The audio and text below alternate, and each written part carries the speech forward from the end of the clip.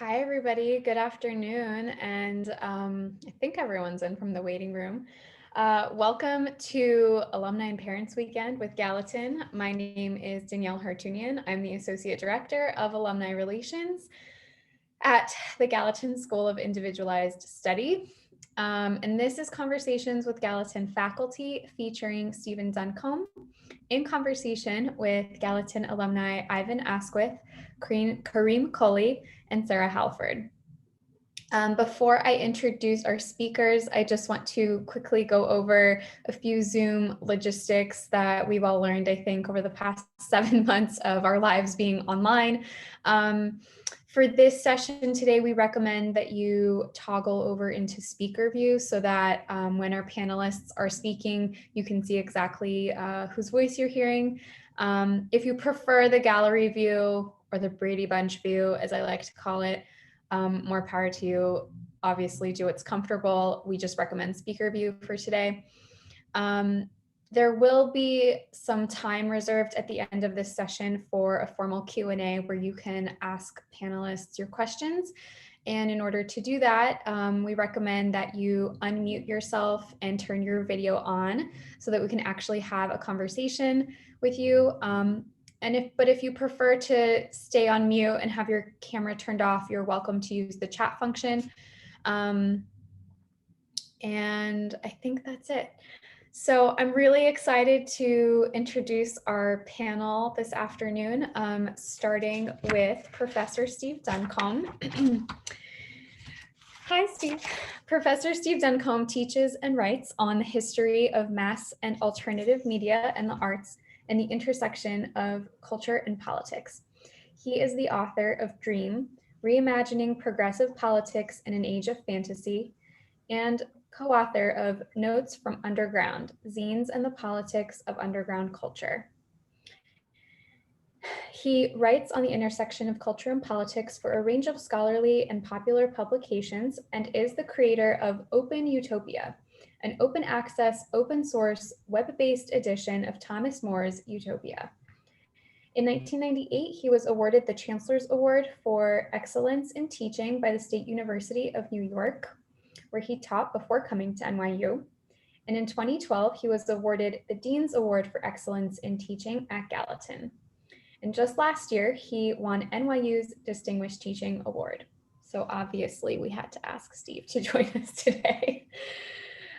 Steve is co-founder and co-director of the Center for Artistic Activism, a research and training institute that helps activists to create more like artists and artists to strategize more like activists.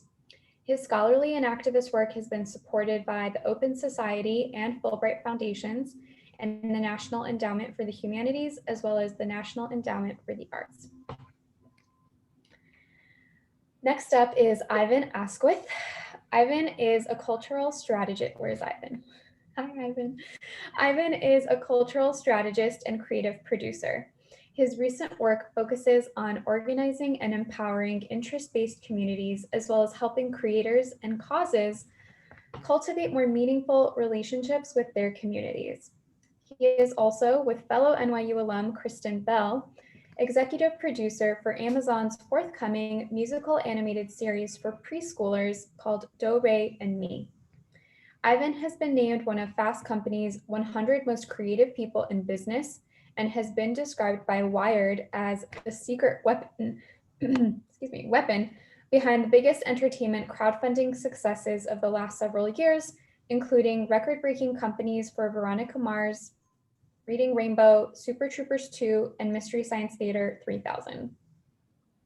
Previously, Ivan led the digital media division of Lucasfilm and spent several years as the digital strategy at Big Spaceship, an award-winning digital agency in Brooklyn, New York. He was also a founding member of MIT's Convergence Culture Consortium, where he worked with Dr. Henry Jenkins to develop a new model for understanding fan behaviors and motives when engaging with pop culture.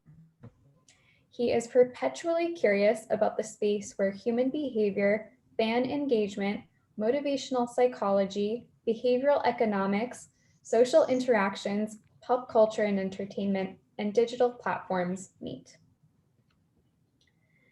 Kareem Collie, our next alumni speaker. Where's Kareem? Hi. Kareem Collie is a designer, strategist, and educator specializing in collaborative and human-centered design approaches to capture, reveal, and produce visual and experiential narratives.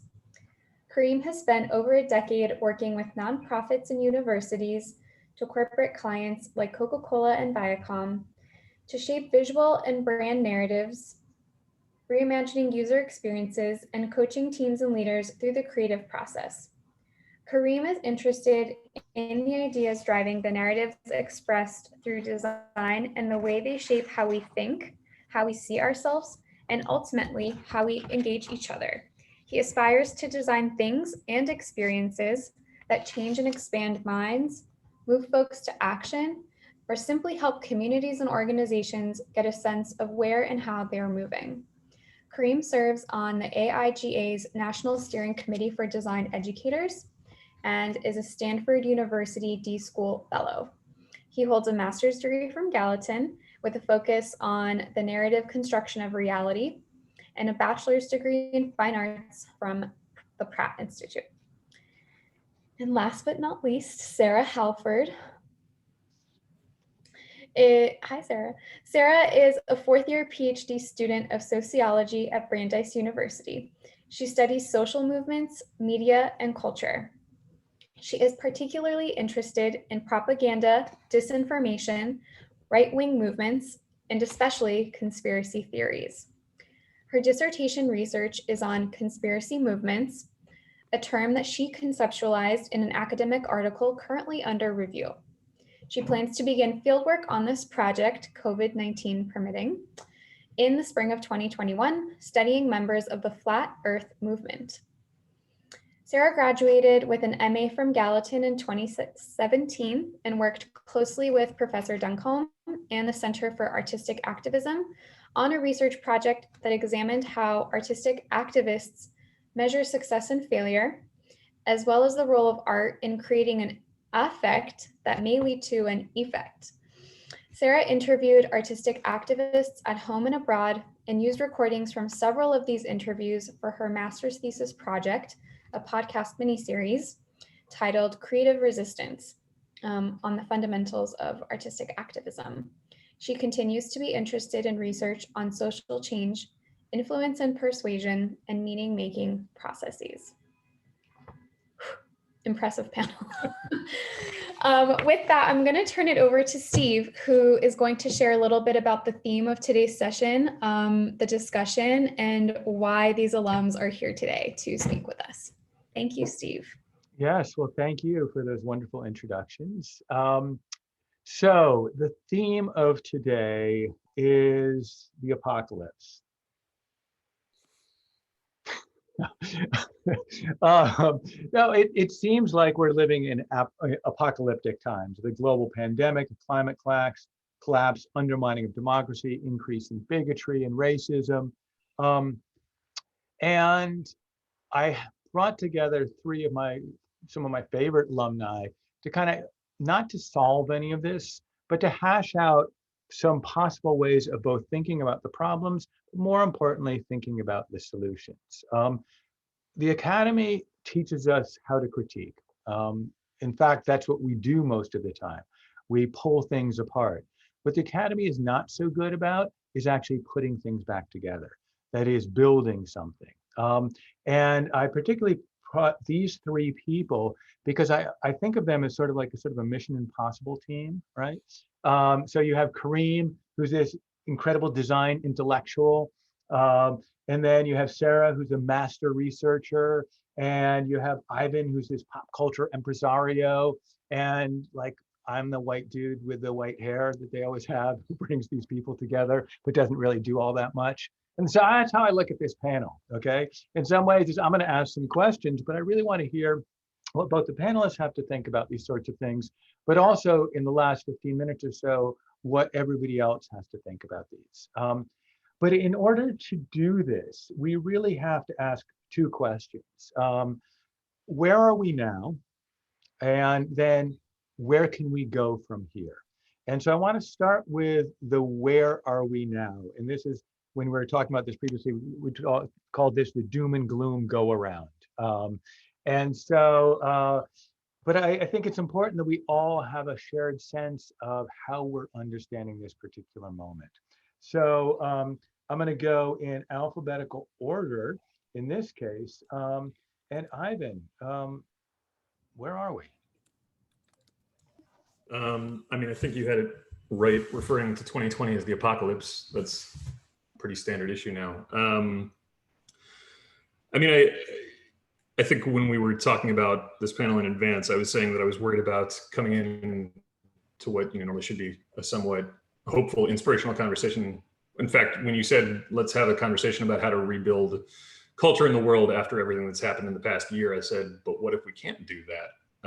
So I guess where I'd say some days I worry we are is in a place that there's not necessarily a good or obvious way back from, where I mean, not to take an America-centric view of it, because a lot of the problems we're talking about today, I think, apply pretty equally all over the world. But I worry a lot about the general direction of the country, and regardless of our leadership, our ability to not inhabit the same reality as other people, to kind of self-select into the set of facts, the set of details, and the set of opinions that we think matter, and to pretty easily find a way to discard all of the others. It doesn't feel like it bodes super well for a future where we actually remain a United States or know how to collaborate on things.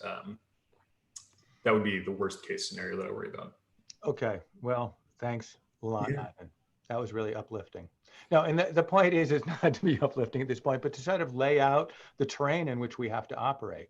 And I think this notion of particularly an idea where we can't agree on basic fundamental ideas of reality is a real problem. Because if you can't believe in fundamental ideas of reality, then how do you build, as you said, a union? Collie, Kareem, where are we? When you asked that question, it made me think about how I was starting emails back in July and August.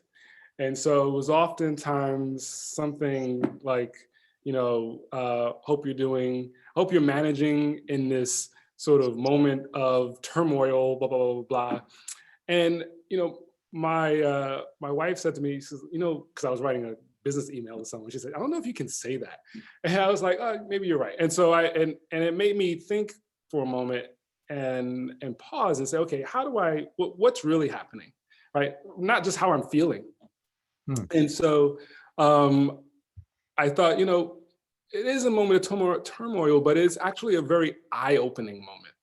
And so I shifted from these sort of like greetings that, signal the end of the world, to trying to be, I won't call it optimistic, but rather interrogating the moment, right? So like, here's a way we can think about this as not something to be fearful of, but an opportunity to interrogate what's happening. And then I've also been really engaging in, a meditation practice, and started back in like April, of course, right? But I've been pretty gung-ho about it. And one of the things that, as I'm sitting here, I'm thinking about, I think we're actually in a very present moment where we are, like, because of everything that's happening around us, because, yesterday is, our yesterday's memories are constantly being bombarded by today's realities. And then, this future state, is just a fog, right? And so we are all extremely present right now. And so that's what I would say. I would say that we are in a very eye-opening moment. And in this moment, we are, as a country, maybe with different realities, but we're very present in those realities, which I think is interesting. I think that's actually a great point. I mean, I always think about the privilege of planning, being able to project yourself off into the future and have a sense of stability in that trajectory, and that's really exploded for most of us. Now, for most people in the world, they've never had that privilege, but we have, by and large. Most of us have. And to see that disappear, I never thought about it in the positive of it means you have to be here. Mhm. What are you going to do here now with what's around you?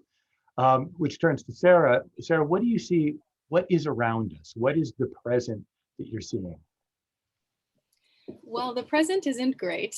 I may not be as positive as Kareem, unfortunately. Steve But talks. more positive than Ivan, hopefully. We'll see.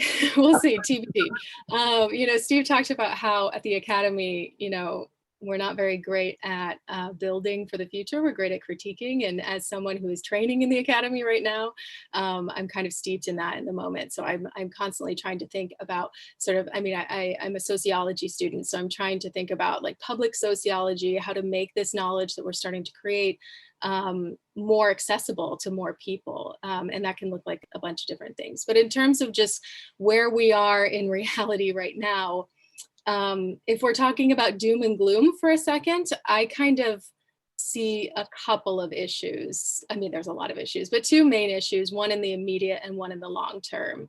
And the immediate one that really concerns me is surrounding this election, violence that really has a high likelihood of happening, if not just violence, people literally dying surrounding the events of the election, regardless of who wins.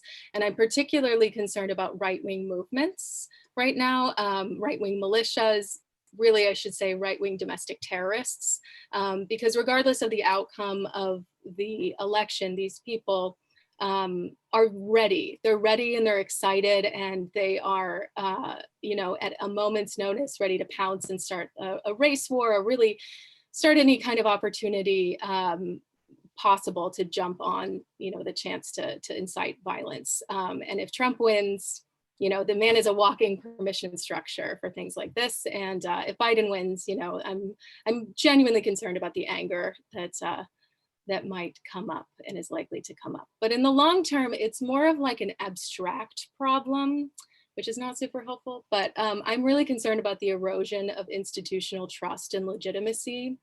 And as Danielle was talking about, I study conspiracy theorists, and there's a tendency to point fingers at people like conspiracy theorists, and really, like I just did with right-wing movements as well, and say, you're tearing down democracy, or you're too stupid to realize that people are manipulating you into tearing down democracy.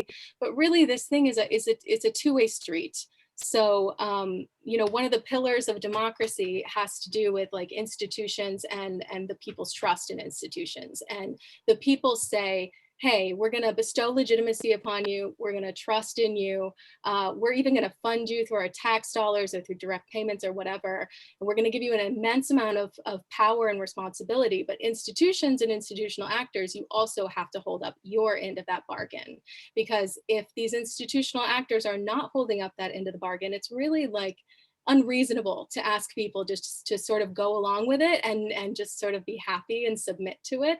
So I think that not only is there kind of this like civil and political unrest that is really bubbling underneath the surface right now, but there are some deep fundamental rifts in really just the actions of many institutional actors, as well as that trust between the institutions and the people. So that's not very uplifting, my apologies, but we have to, diagnose the problem in order to know what medication to use to treat it, right? So Yes, and that's exactly what this first go around was about, was trying to diagnose the problem. So some of the things I'm hearing from you all is one of the big problems is that there is no shared sense of understandings, that we don't have the same vocabulary, we don't have the same perceptions, we're not even sure of the same reality in which we're working on. Another problem is a deep distrust in institutions, that institutions in a lot of ways are those things which allow us in many ways to plan stable futures, to have stable democracies, educational institutions, and what have you. And without a faith in that, then not only do the institutions fail, but basic structures of society fail, because societies at any scale outside of a small village have to have large scale institutions. It's impossible otherwise. So that's pretty doomy and gloomy. Kareem did give us a sense of hope, but it's not an answer. And the sense of hope is, well, let us look at the present right now. And that's exactly what I want us to do, okay? I want us to think about how do we build up out of this? Because whether we want to or not, we have to. We have to figure out how to move forward. But I don't want to do it in a utopian way, even though you all know that I love utopia, okay? But part of the reason I love utopia is it's impossible. And I always want to think about what are the impossible possibles, but also what are the possible impossibles. And one of the ways to think about that is, what are the tendencies that we see today? Like Kareem's idea of it's an eye-opening moment. Perhaps also something in the lack of trust in institutions, or maybe even this notion of that reality isn't something fixed and constant. But there are other things as well that we can actually see a positive side. One of the things, you can't make it through Gallatin without reading Walter Benjamin's Art in the Age of Mechanical Reproduction. And what I always remind students is Benjamin is a dialectical thinker.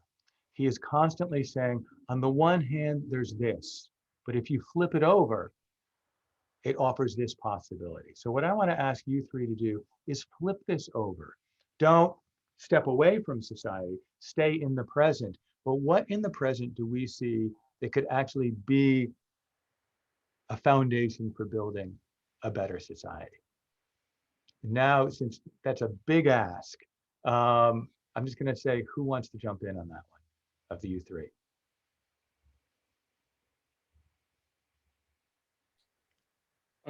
Okay. Yeah. So I don't know. I'm sitting down. I'm sitting with this notion of trust, of as Sarah has stated it, and you know, this the need of trust in institutions, as you stated, to actually be, you know, a foundation, a structural foundation for society, for you know, a nation to actually exist. But I guess the question that I have is, you know, trust is something that has to be earned, and I feel as though there's a lot of expectations around, you know, just because you're born into this country, into this, you know, into this constitutional sort of like environment, that one has to trust in it. And I feel like, you know, the Constitution that has all of these, you know, laws and moral sort of values and things of that nature, you know, as an African American person, there's always been a question of trust for me with these institutions, you know, and I've had to put, I think, more trust in myself to move through institutions, to move through these spaces. And so I wonder, maybe there's an opportunity to reimagine trust, or to maybe even pull apart what trust is. Trust is just a bunch of narratives, right? Or a narrative that we're following, right? And sort of like we're able to have some expectation of what's going to happen next because we are aware and understanding of this narrative. But I think one of the things that Trump has done has really helped to sort of like help to reveal that these are just these tenuous narratives, that, you know, there needs to be more there to maintain and hold this society, this structure together. So that was a lot of, I mean, that's a bit of spaghetti, but. That's what this is about. But I'm just struck by one thing you said, Kareem, which it's going to stick with me for a while, which is, as an African-American man, you've never really had trust in the institutions because the institutions haven't been there to work for you. Yet African-Americans have existed in this country for 500 years and have helped build this country. So what lessons are there that we're now all subject to the same distrust in institutions and failure of institutions? And I'm struck by sort of W.E.B. Du Bois's notion of the double consciousness, in which being Black meant you always were aware that there was two realities. And so even speaking to Ivan's concern about the multiplicity of realities, that's part of the Black experience. And so how have African Americans survived for 500 years? I just wanted to say one more point to that, and then I think one of the things that have been helpful to me, where I have found trust is not in the institutions, but in the people that I'm engaging, right? And I could think about, being a little boy and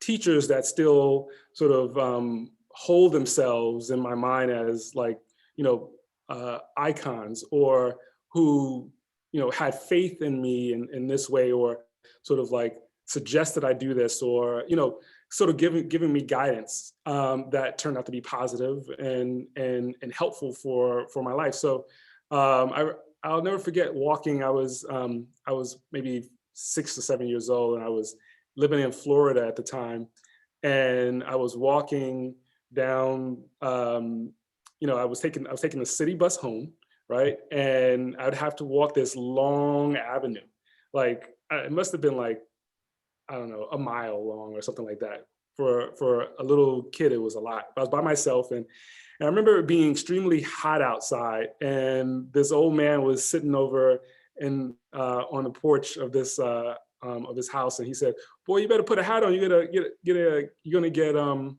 heat stroke," and it's just like the fact that this man was there, right, and was aware of my presence and giving me, advice, being human and treating me human and humane. I don't know. I just think that maybe there's something there. Yeah, I have a student right now, Sophie Jones, who's most of her work, both politically and also as a scholar, is around mutual aid.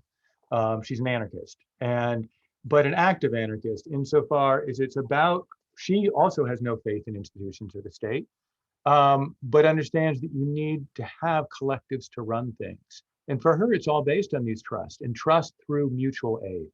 I help you, you help me, I look out for you. You're a kid, you're dumb, you're out without a hat, I'm going to tell you. And so if we think about institutions less as abstractions, but more as relationships between people, maybe that's one way to start moving forward, which goes back to something that Sarah had said. Ivan, Sarah, which one wants to go? Yeah, something I was just thinking about as Kareem was talking is something that we need to really investigate more to try to understand, like the different versions of reality that many groups are living in right now, is meaning.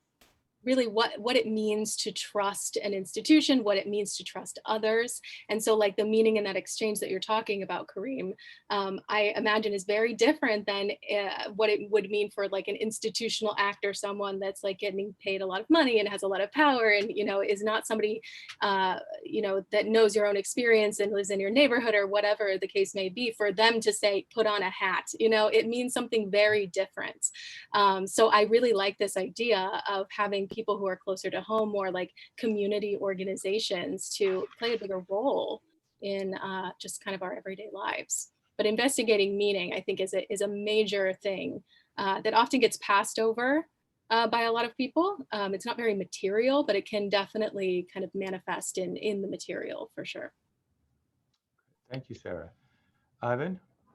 So, listening to all of this, the concept I find myself thinking about a little bit is collective agency. That if we talk about the idea that institutions could be rethought as relationships, the thing about a localized relationship that you have with someone on the street in your community, or someone who you can talk back to as easily as they can talk to you, is that there's a sense of reciprocal accountability and that they can't do more to you than you can do to them, potentially. And I think that really complicates where we are with our institutional structures right now, because I think the erosion of trust is basically people feeling that there's no accountability and there's no recourse when there's no accountability. And so the question becomes, what kinds of steps could we take that people would actually have enough confidence in to engage in them, that would give people who are feeling distrust and disillusionment with institutions a sense that they actually have any kind of collective power to hold those institutions accountable and steer them back in the right directions. And Ivan, one of the things you do is you build communities online. right? Because the first thought that comes to me is that when I walk down the street and tell a kid to put on his hat, or have them tell me to mind my own business, perhaps, we do have a human relationship, and we can talk to one another and start to understand each other's realities, partly because we're accountable to one another. We're also not anonymous to one another. But of course, the digital landscape doesn't have that accountability, and it has anonymity built in. And but still, you manage to try to build communities within this, because as much as I love this idea of we'll all live in a neighborhood, we do live in neighborhoods, but we also live in nations, and we live on the globe. And if we're going to solve things like, climate change, we need to get out of our neighborhood. So how do we trust through a distributed system? I mean, my immediate answer for you is I wish I had an answer to that, because I think it's one of the most important questions facing like the next 20 years of technology and the internet. Like I still value what anonymity allows for on the internet. I mean, we have plenty of case studies of places that things have happened positively because people could do things without fearing repercussion from institutions. But when it swings the other way and you can't really engage with a community and have any idea who in it is acting in earnest as themselves and who in it's a bad actor that's there to disrupt what's happening for everybody, it's hard to even start forming a base level of trust in that institution. I mean, I've been lucky in that the terrain I often work in is popular culture more than life or death political stakes. And in those communities, there's just not much motive most of the time for a bad faith actor to be present. So it's not a problem the community has to solve for. As I often found myself saying in classes at Gallatin, when I had no answer, mostly I just think what you asked is a really good question, and I wish there was a more obvious path to me to investigate for it. Because if we can't find some balance between people's right to privacy and to freedom from retribution when they say things, but also the need to actually know who you're talking to and know whether you're having a good faith conversation, you kind of can't build on that foundation past a certain point, I think. Sarah, I want to go back to something that you had mentioned, or something that sort of triggered a question in my mind as you were speaking. And it has to do, kind of following this trail, of scale. How do we scale up from the sort of decent relationships that I pretty much have with most of my neighbors, most of the people I see when I go fishing? I don't know what their politics are. I don't know what their ethnicity. It doesn't really matter to me. We talk about fish, and it works out just fine, right? But I'll never forget when I was a young anarchist, I did a seminar with the great Marxist geographer David Harvey. I think I might have told you this story, Sarah. But I was talking about collaborative systems and mutual aid and so on and so forth. And he said to me in this wonderful British accent, "Well, that's very nice, Stephen. So how are you going to run the power grid of a city of 8 million people?" And I guess that's the question I want to throw back to you, which is understanding that institutions have to work differently, but also understanding we are a mass society, and we are a society which more and more of our communications, including this one right here, is happening through mediated space. How do we build those connections that Kareem, so poignantly pointed out happened to him when he was a young kid and gave him some sense of trust in the world? Yeah, I think there's just going to be a lot of echoes of like, that's a really good question, Steve. Yeah, I mean, the big bucks. Yep. Yeah, that is a good question. I can only come from the perspective of just investigating and learning more about how things actually are right now. Because, there's a lot of emphasis on, we don't have in-person interactions anymore. But like Ivan is talking about, like digital interactions are also, really meaningful as well. So kind of trying to investigate a little more about how groups online and offline are acting, and the kind of group dynamics that exist already that really like enforce and reinforce that trust, and how people negotiate and renegotiate in disagreements and things, and how they kind of not really naturally, but almost naturally, seeming instinctually, kind of punt different tasks to different people and investigating why, like why that person is being punted that particular task, and why the person like trusts each other, that they're going to actually take up that task and follow through with it. You know, there's a reason why, like in that story, Kareem, like you didn't have like a very strong, it didn't sound like anyway, you didn't have like a, man, don't talk to me about that, you know, kind of thing there. There's a reason why that trust exists. And so trying to understand a little bit more about that on the smaller levels might be able to scale up some of those kind of natural dynamics that emerge on the larger scale. That is not a very like concrete answer for you. But again, more investigation is definitely needed. Right. It's a very Gallatin answer. Yeah, well, Exactly. you can take the kids out of Gallatin, but not the Gallatin out of the kids. There's some stuff that's bubbling up on the sidebar, and one of the things I want to pull from it, and I think I'm going to throw this to you, Kareem. But also, I'd love to hear, Sarah, your take on this as well, because you study people that have a belief system, albeit a batshit crazy belief system, but a belief system which allows them to hold together. So I guess the question is, how important is a common culture? How important is for ourselves to go on as a nation and succeed as a nation? How important is that we have a common sense of understandings, meanings, and I'm using culture both in the anthropological sense in terms of norms and mores and languages, but also in the artistic sense, which is a shared sense of symbols and stories and signs. Do we need that? Kareem, you're a designer. Yeah, well, you know what? In fact, that is what I'm thinking about right now. I'm really thinking about design right now, and specifically two modes. One is called human-centered design, and the other is called co-designing, right? And so when you talk about you know, how important it is that we have a shared culture, I wonder if I can turn that slightly to how important is it that we understand each other's cultures, right? And so, you know, a human-centered design process, the goal is to, as a designer, and there are of course some issues with human-centered design. You know, if there are any designers in the audience who are like, human-centered design, but the goal is that as a designer, you're not starting from a place of knowing, you're starting from a place of curiosity.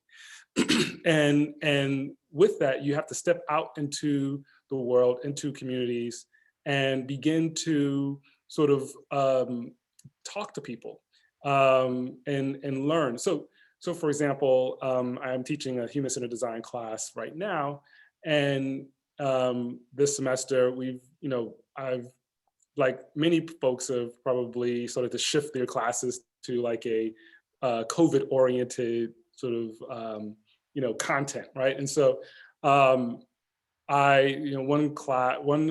of the projects was intergenerational communication via COVID, and so I had to send a platoon of students over to a really wonderful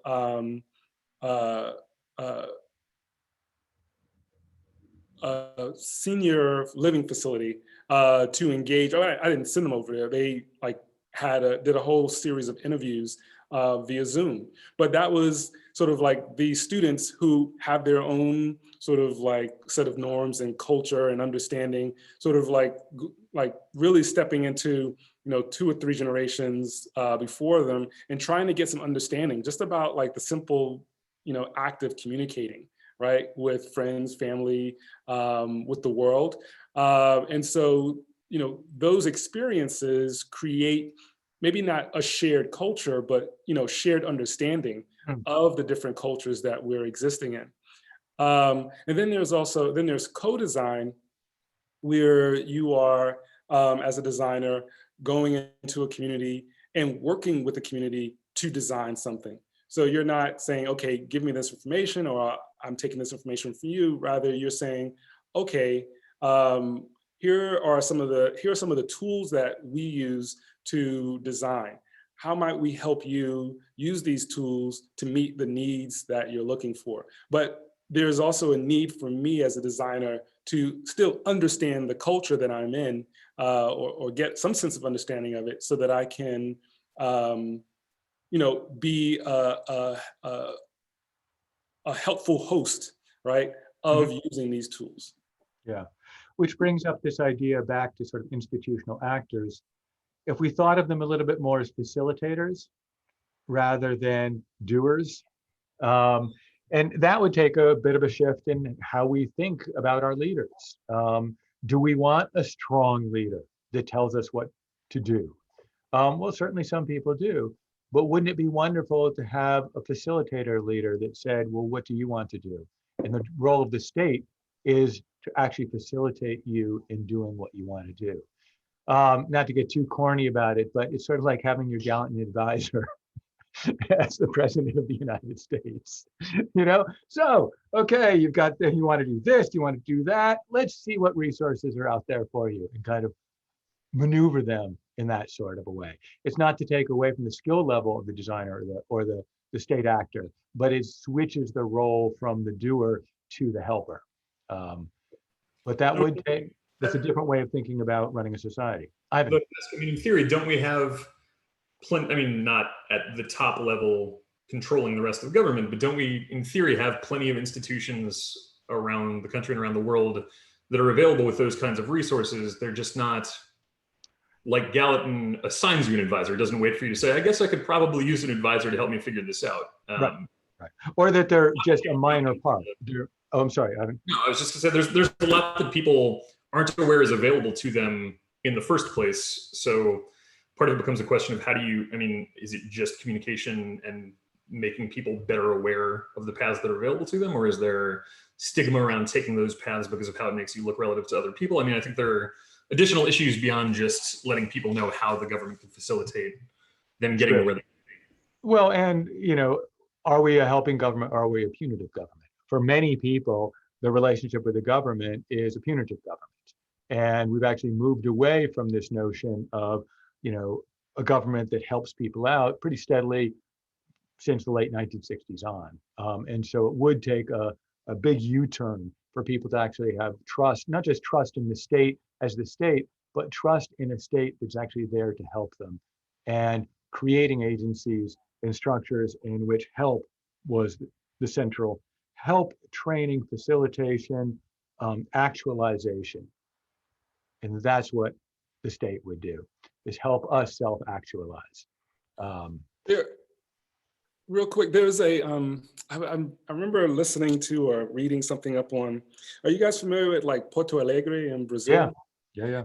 And so, for example, like Porto Alegre, I think late 90s through the early 2000s, set up a structure where there was a much more democratically run society where, every citizen had a voice to the design of the state, right? And so almost every small sort of change or urban planning decision was handed over to the community at large to sort of help sort of decide what to do.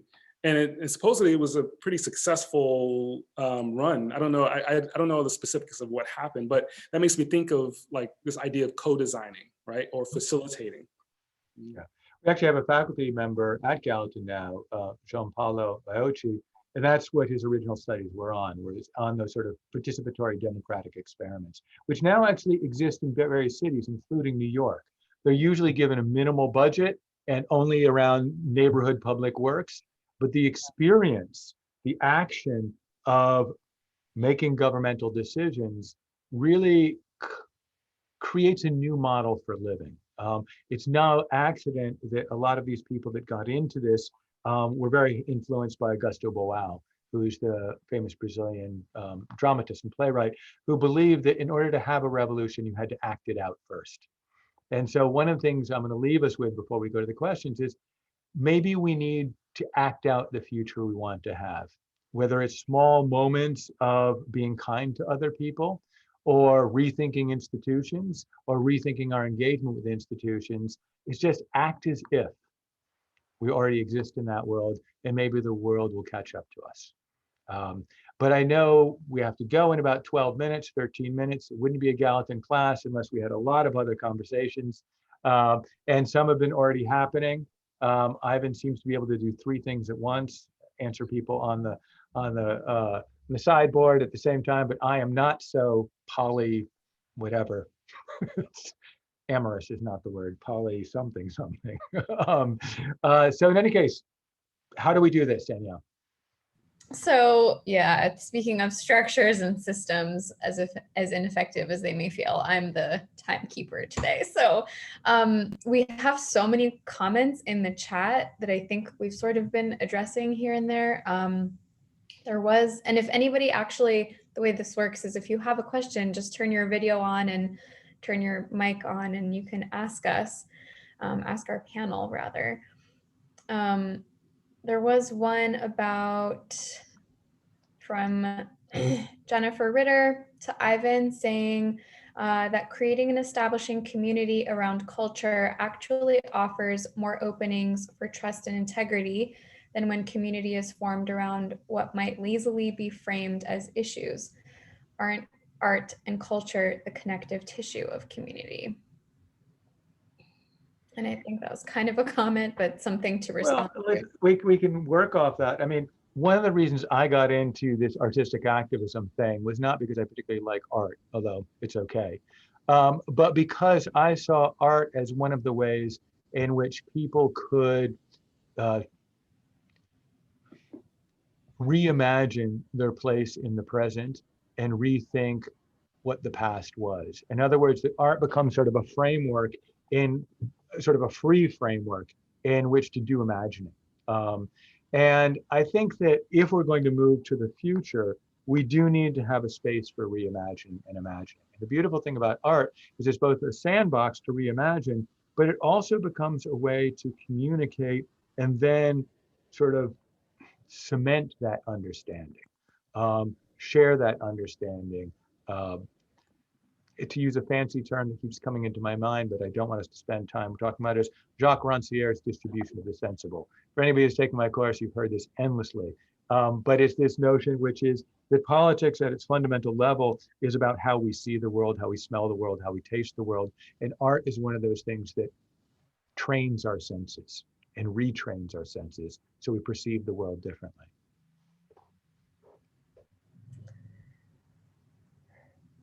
I actually have a question, if you all wouldn't mind answering or responding with whatever thoughts. And I think, so much of this is there is no right answer, but I appreciate Steve's prodding us to challenge ourselves to come up with the impossible.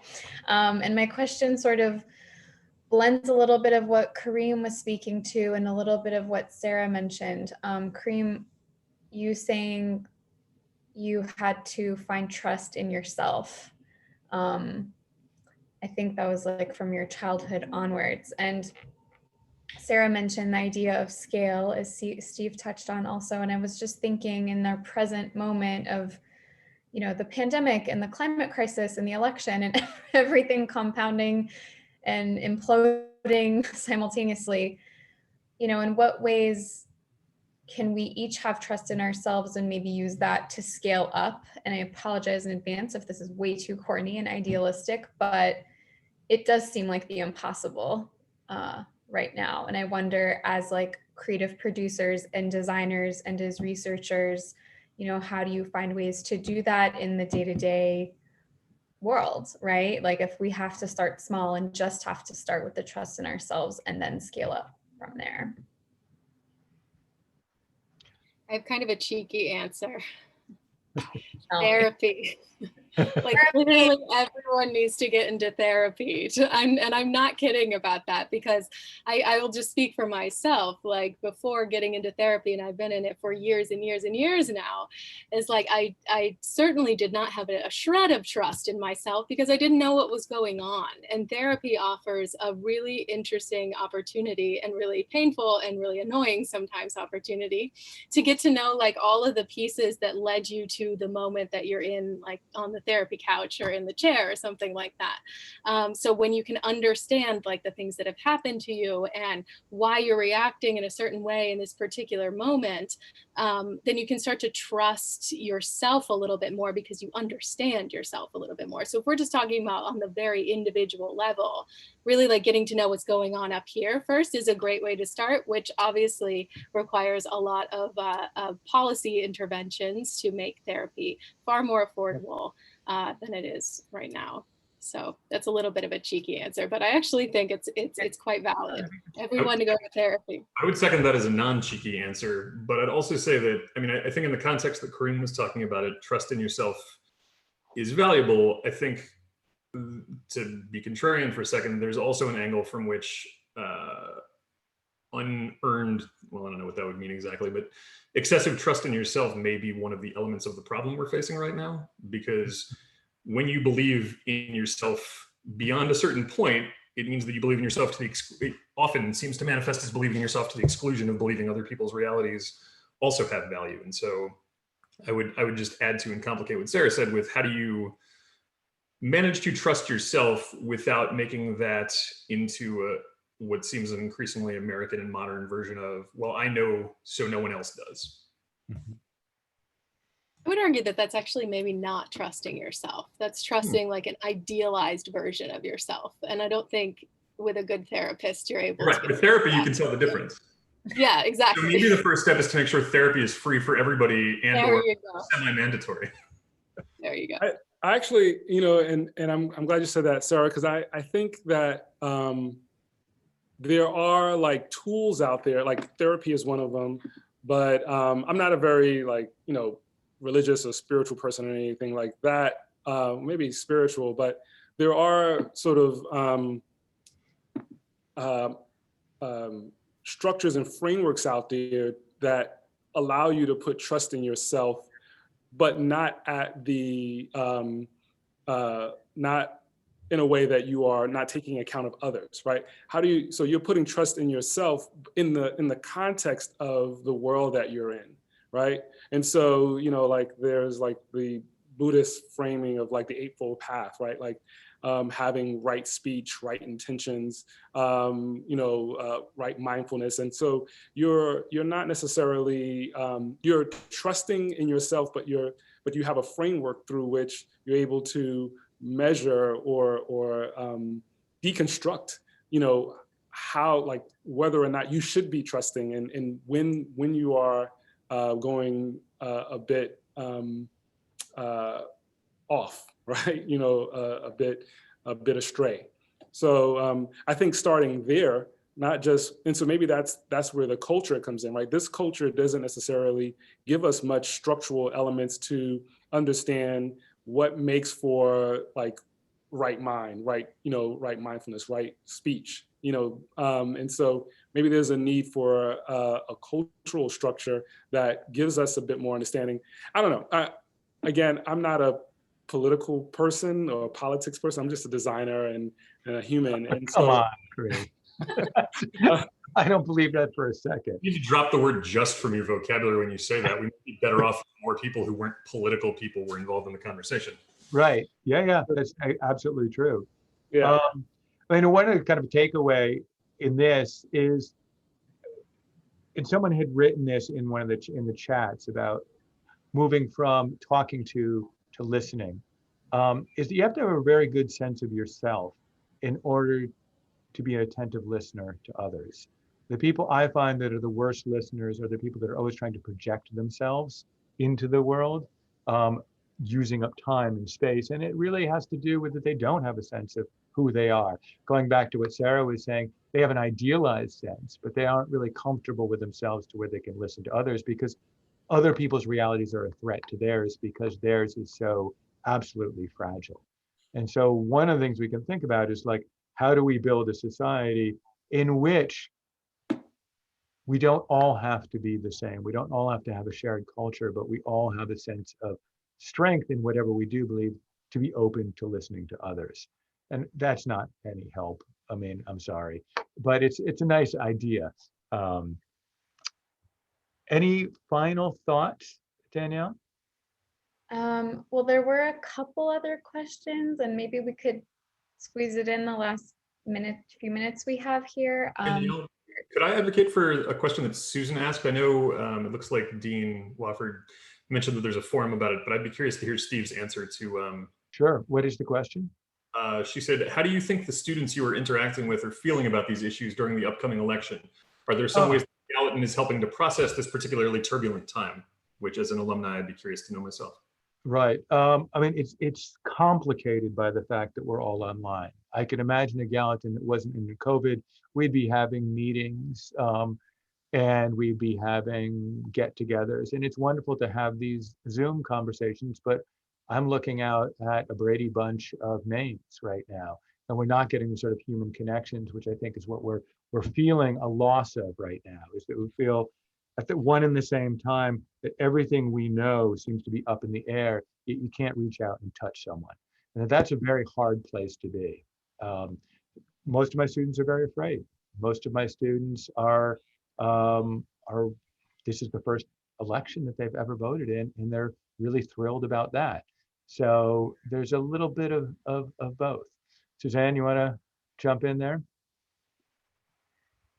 Well, I just put in the chat that we are having a faculty forum on Monday with George Schulman, Kim Phillips-Fine, and Tony Thompson, talking about not necessarily the question of processing things, but the crisis in democracy and how to think about it. So I, for one, am looking forward very much to hearing what they say. And I think one of the complexities of the moment, which Steve just alluded to, is that people are cautious about appearing to give answers to things in the context of the Black Lives Matter protests and all. I think there's a feeling that it's important to sort of let students sort of have their voices. But I am very much looking forward to this faculty forum, which was organized by George, really, or at least he had the idea for it, because he thought precisely that students wanted to hear